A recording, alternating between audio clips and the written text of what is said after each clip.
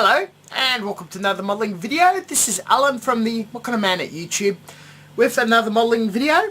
Now this is 12 past midnight in Australia, Christmas Eve. It's technically Christmas Day. Santa's come and gone, and I'm going to have a bit of a celebratory drink as well as still making the video because it's business as always.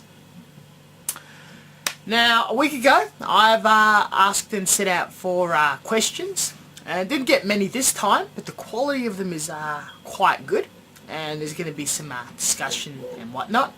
2 questions I've picked off my videos, which I think would be worthwhile discussing, as well as a few points here and there at the start and end of the video. Now, before I get into things, finishing off the second Gaza Sea from the Gaza Sea diorama, which requires a few top coats. I've spent 10 hours applying decals because it's already pre-assembled. I should have done the decaling when it was still on the skewers. Very fragile model, and many hours shading and painting it. It's looking pretty cool. Some mistakes, but that's alright. Got 3 kits on the go, and this is what I'm currently working on. A real billiard club Leo, which used to belong to Gunpla Nut. Forgot your name for a second, sorry mate. He sold it to me, and I promised to finish it to see what it looks like, and got a whole story on what's that behind. E2046 kit. It is a resin figure. I want to do resin figures. The last time I did one was very popular. So we got a mummy from Madoka Magica. Amazing kit. Virtually no cleanup. I'll have it done in absolutely no time. And for the Gunpla Builders Club, Grimmore. And it's going to incorporate parts from 3D printer. Now we'll go straight into the questions because we mucked around a little too much. Colonel Rebs scale models. This gentleman's been following me for a little while and is very fond of my armour videos. Great segment, Alan. I have a quick question about Gundam builds. I have built only one and have another in my stash for a future build. I only put together the one kit and did no painting or anything, but I would like to revisit it and either repaint it completely, then weather, or just weather it up a bit on the bare styrene.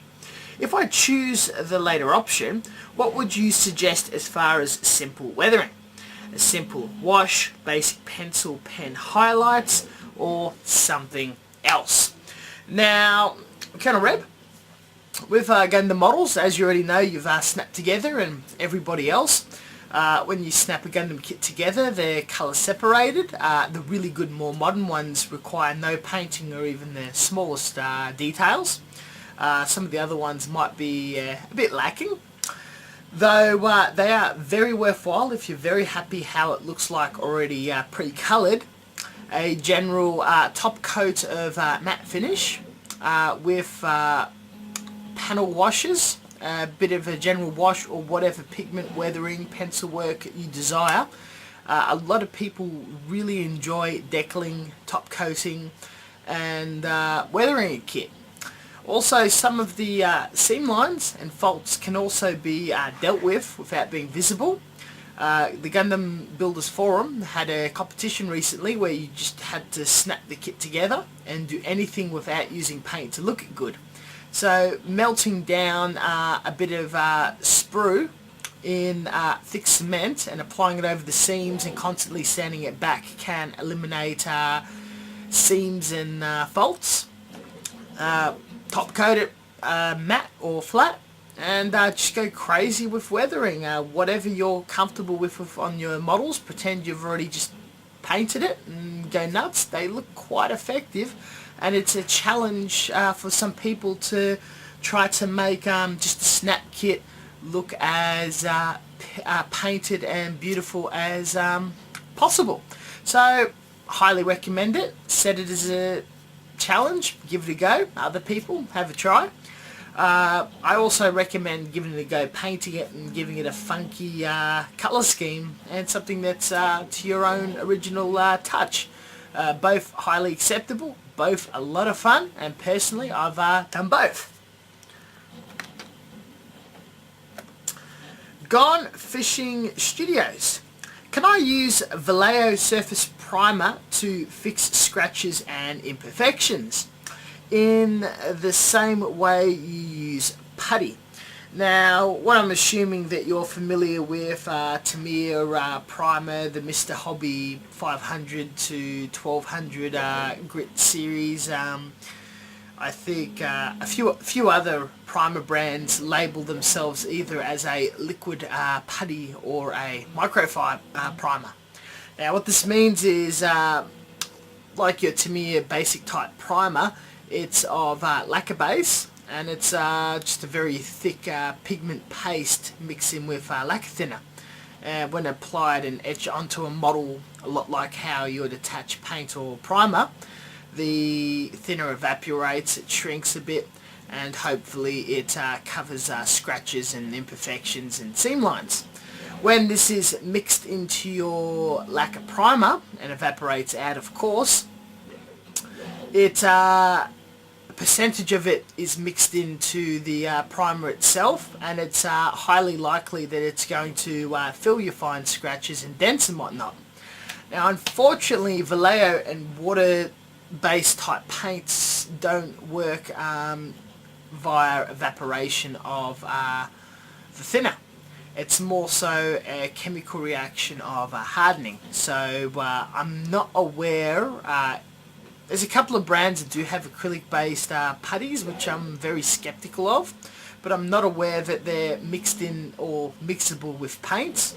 And the existing Vallejo primers, the acrylic ones, do not have microfillers and will not cover imperfections, scratches, dents, snub marks, whatever. It's pretty much as watered down and thin as their standard paint line, and faults will show through it due to its lack of microfilling lacquer properties. So if a lot of that you don't quite understand, the short answer is no, you can't.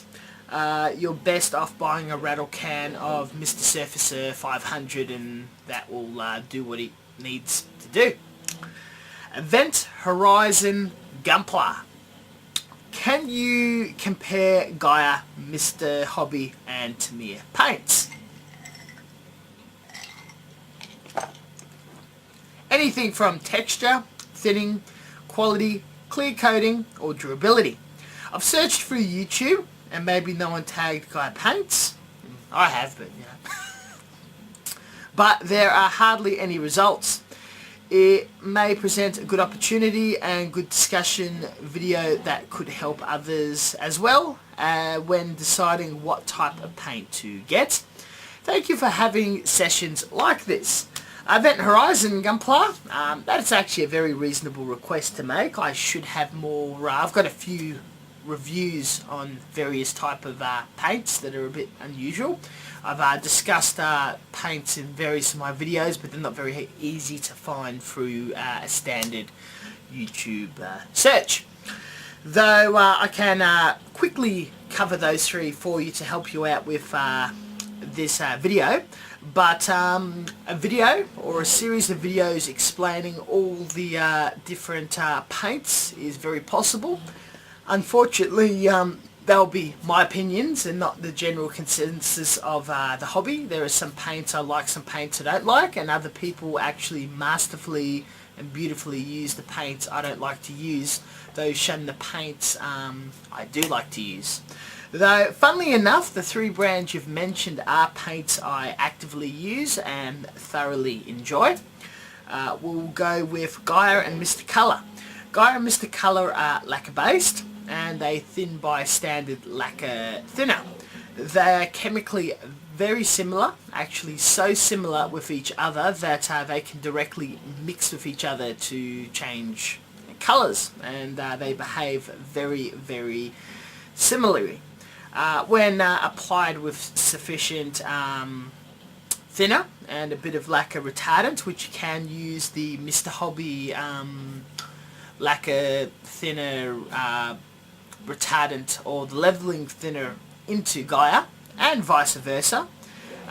When sufficient thinner is used, which is a little more than 50-50 thinner to paints, at a low PSI via the airbrush or hand painting multiple layers will give you a very smooth, very strong paint surface.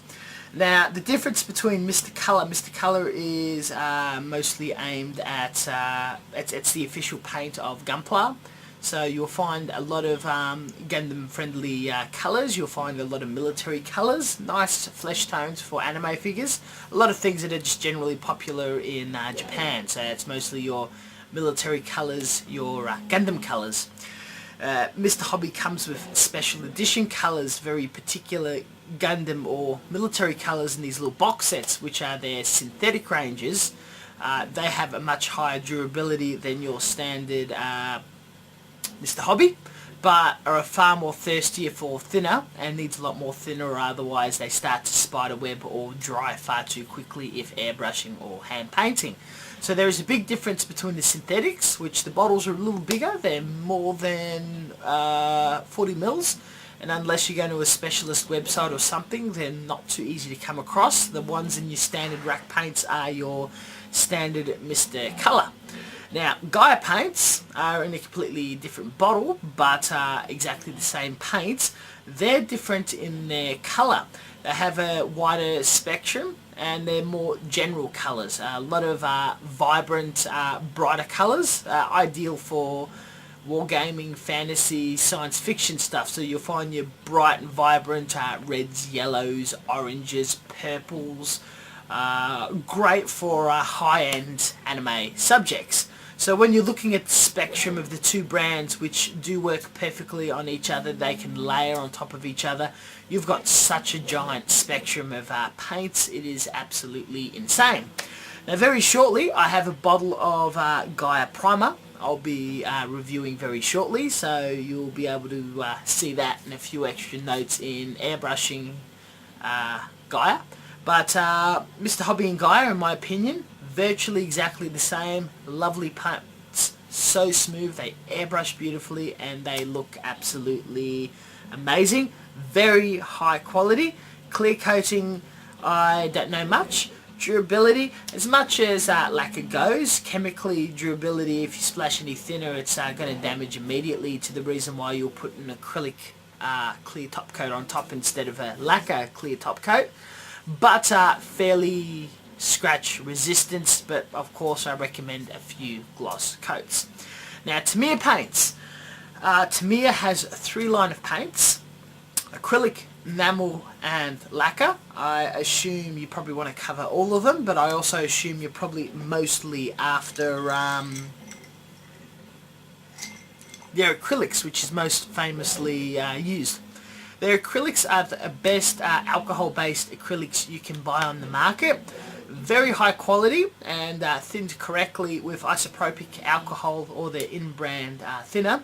Goes on very, very smoothly. Their glosses are generally high sheen.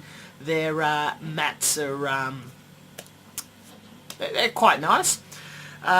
They're similar brand, which they're very similar to Aquarius Hobby Gunzi, which is the same brand that makes Mr. Colour. They've got a much wider variety of military colours, but their scratch resistancy and quality is generally a little less than Tamiya. But Tamiya is very worthwhile, excellent for hand painting when thinned, excellent for airbrushing, and being non-toxic and whatnot, quite friendly to play around in the house, where Gaia Mr. Hobby is a little more intensive of fumes and the requirement of respirators and extractor booths. Tamiya also has enamels, really, really nice for hand painting. They have the highest durability of any paint I know, so if you want something really strong and you use their clear coat on all of your kits, they're very unlikely to get scratched ever. Their lacquers, which is only in rattle cans, very hard to control, are of a very similar standard and vibrancy of Gaia and Mr. Colour. Oh, sorry, Mr. Colour, though only in rattle cans, and my experience with them is very limited. I hope that gives you an idea. I recommend trying all of them anyway, but at the moment I've absolutely fallen in love with lacquers. I've been using them quite frequently as they're currently available in my country, though Tamiya paints are available worldwide and their acrylic is very worthwhile, and it is a high standard in the hobby industry. Hope that answers your question.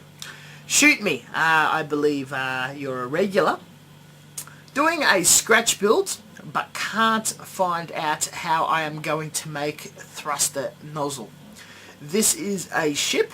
It's 1 to 1700 scale, so the thrusters will be 2mm in diameter as its widest point. Any ideas? Yes, I do. A while ago on Ghost of Zeon's website, he did a tutorial on IC pins. These are little electrical components that, funnily enough, looks like a thruster bell between the diameter of about 1 to 3 mil to memory, and it's sort of like a long pin, and at the end of it you've got a bell shape and a hole going inside, and it totally looks like a thruster. I'll try to dig up his tutorial and put a link down below. If not, his website's worth checking out. It's a bit old. I can't remember if he's made a video or not, but he's quite a regular to it. Have a look at your electronic shop and ask for IC pins. They normally look like a strip of black plastic with these little pins in it. You normally have to cut away the black plastic to access the pin. Trim the, it's got a long metal shaft on it, you need to trim that on and somehow attach to your model. But those, and having a look at other electronic components, a lot of small circuits and plugs for fine system electrical work would be your best bet, and very affordable. So check out your local electronic shop online and remember IC pins. Very easy. Crimson Demon.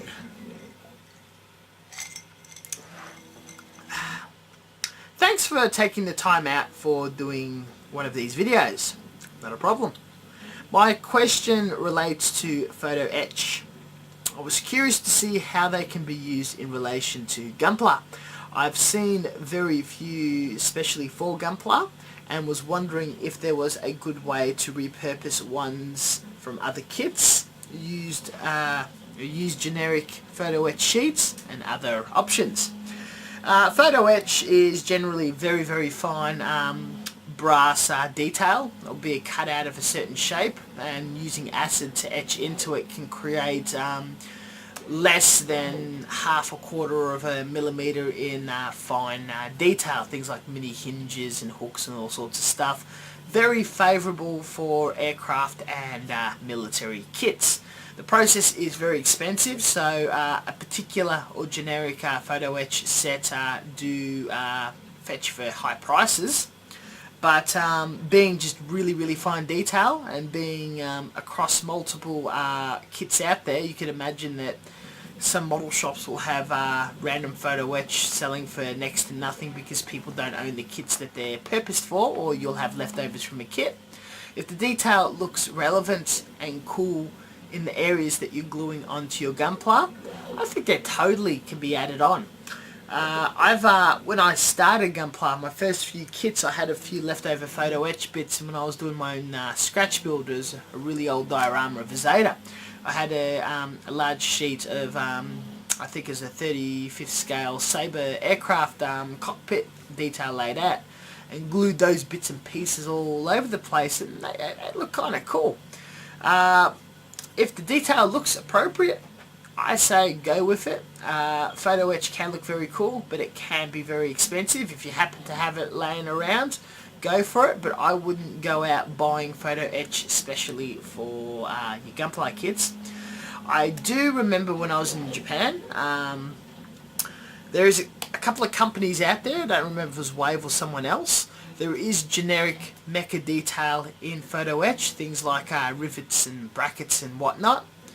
They can be purchased and used on mecha kits, but generally with how big and robust the detail on Gunpla particularly, whatever you can get in Photoetch, I think you can also do in pla plating and styrene.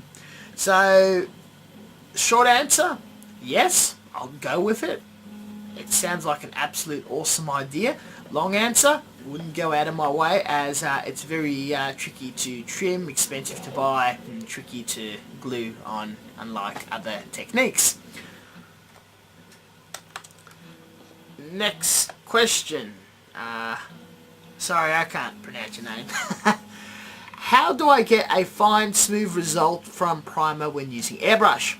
Sometimes I find a rough area when I'm spraying near curves or right sharp angles. Thank you. Now I sometimes get the same thing, and normally I just buff it off with sandpaper. It's not really a biggie, but it's definitely lacquer, I would imagine, that you're spraying with, and the most obvious issue you'll be having is orange peeling.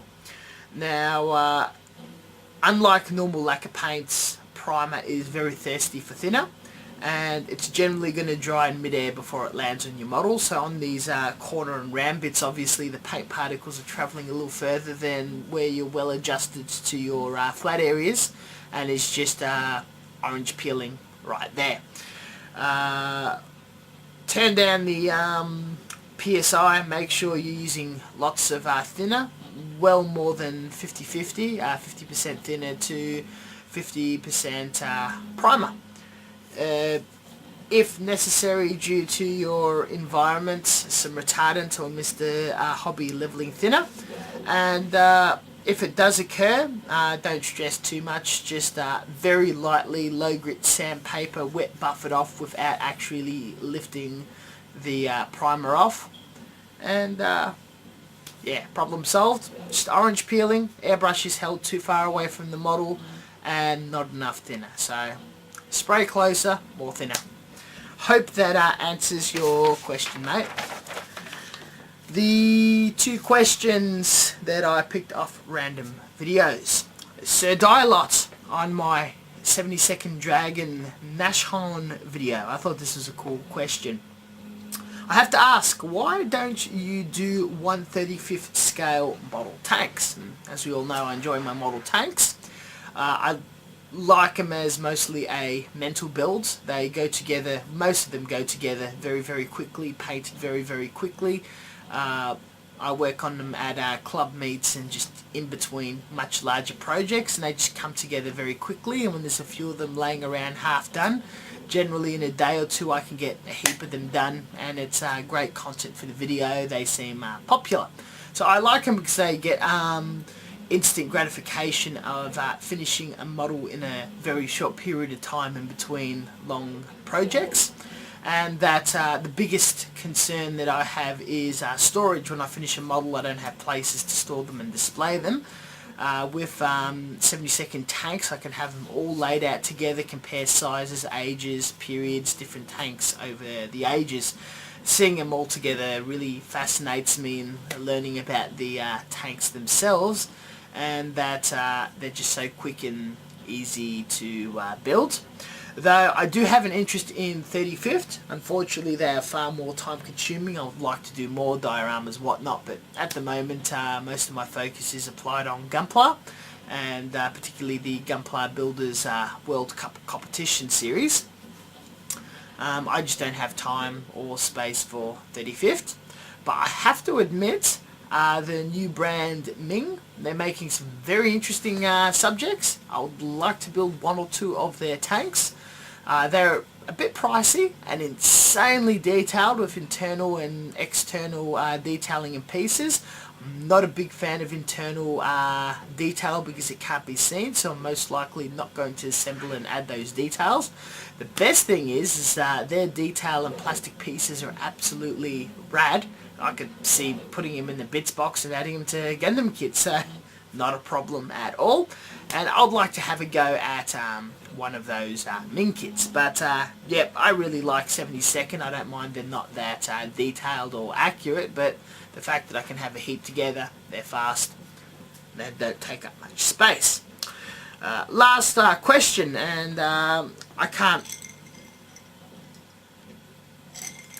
don't remember which video was posted on and the exact wording, but I had someone insist a few times that they're a bit broke, they don't have a lot of money, and they're a bit cheesed off that Tamiya paint, which is roughly about $4 a jar, is so expensive, and for about the same price they can buy a massive tube of cheap hand painting acrylic which has about 10 times the quantity.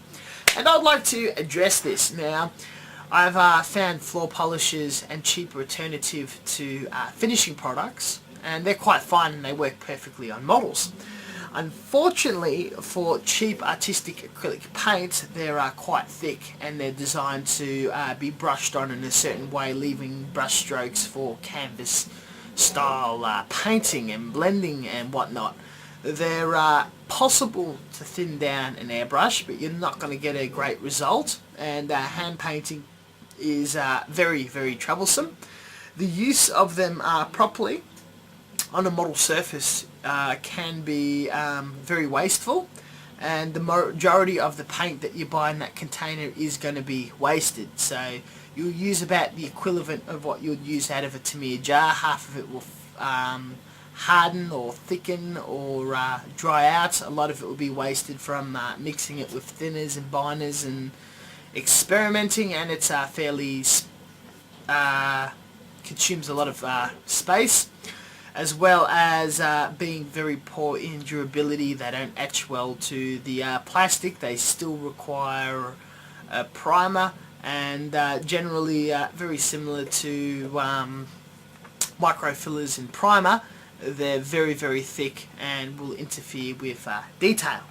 On the other hand, in my arguments for Tamiya acrylics, that they do seem very, very small. You only get something like 10 mil or 40 mil or whatever. I can't remember what's in the quantity. Does seem absolutely tiny, but it's already quite a thickened paint and requires thinning for hand painting and airbrushing. Now, when you're new and you're trying to figure out the ratio for hand painting and airbrushing, you will waste a little paint learning. That's just the fact of life and the troubles with this hobby, unless you pick it up effective immediately or you're quite neat. Though once you've got the general hang of painting, Tamiya stretches a very long way. In the way of 72nd Armour and Gundam kits, a single pot of black, matte black, you imagine you'd use a lot.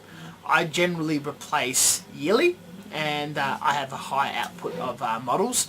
Other colours I generally replace once every few years, and that covers a lot of models. A major colour, 2-3 Gundams that use the exact same colour will consume a whole bottle. And if you're breaking down that cost, it's generally $1 something to paint almost an entire Gundam one colour, and if you include all the other colours and top coats and whatnot, the total cost for a high grade to paint is about $2 something, using your whole collection of paints. So realistically, that is not too expensive, but if you want to have a large palette of colours to have access to, stocking up immediately on all the colours you'll potentially need is very expensive.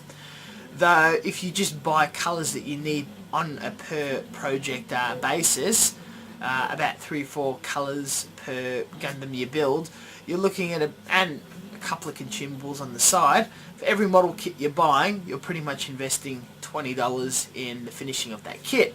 Especially considering it's going to take you a month or two to finish that kit if you're putting a lot of effort into it. So realistically, yes, that might be a bit expensive, but you're spending the exact same amount as if you're buying those larger paints. It's going to apply better, and it's just going to generally be superior. So realistically, those cheap acrylics are generally a waste of your time and money, unless you're familiar with a certain brand that can do a good enough result for you. I am aware the Photoetch brand of paints, where I think it's a long slender bottle with a squeeze top. A few modelers do use that, and finish isn't great, but that's probably the best you can use for cheap paints. Anything else, don't bother. You're probably better off looking at cheap enamels. The beautiful thing about cheap enamels, if you really want to save money, or oils, they'll take forever to dry, but with turpentine you can thin them down to the desirable airbrushing or hand painting consistency.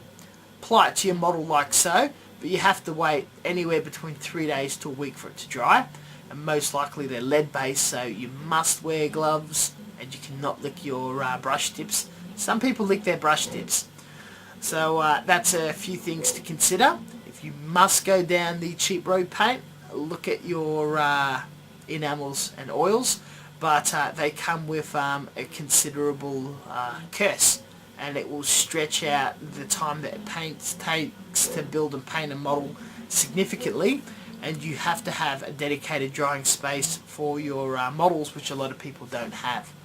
But that's all the pros and cons to the use of cheap paints. Now, thank you very much. I don't know how long this video has lasted, but there's a fair amount of information for those questions. Thank you everybody for submitting those questions, and everybody watching. I hope it's been informative and fun, being the channel on the road for next year. I'm going to make this segment monthly again until something obviously happens again.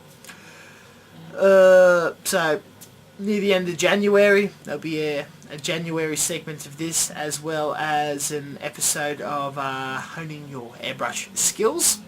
In the new year, 'cause I don't really have much time in other videos talking about housekeeping, I will do a vlog talking about the big projects for next year. I'm working on those free kits over the holidays just for fun, as you guys know, even though I'm still actively working. But the general gist for next year, first thing in January, launching the 3,000 subscriber competition, which is very late, and I sincerely apologise for that. I've got the prize lined up and everything, and it is actually, it's quite lovely. The Gunpla Builders World Cup entry for next year will be started very, very early, as it's going to be very heavy 3D printer reliant, and it's going to be a largish diorama, so I want to get that off the ground as soon as possible, so it's not rushed near the end of the deadline, and as well as still studying with my 3D printer and side projects. Once I heavily get into the Gunpla Builder World Cup, I'll have a couple of figures or Gundams or tanks on the side as that project is trudging along. As always, if you guys have any questions, I'm very receptive on Facebook and the comments section. We'll have this segment again next month, so you're free to ask questions, and I'm always open to suggestions. Thank you very much for watching, and as always, until next time, cheers. Make sure you guys, if I don't mention later on, have a very Merry Christmas. I hope you get or give or receive anything that you want of physical gift value, which is a real bullshit ranty thing. Or most importantly, spending time with your family and having fun. And Happy New Year. Cheers.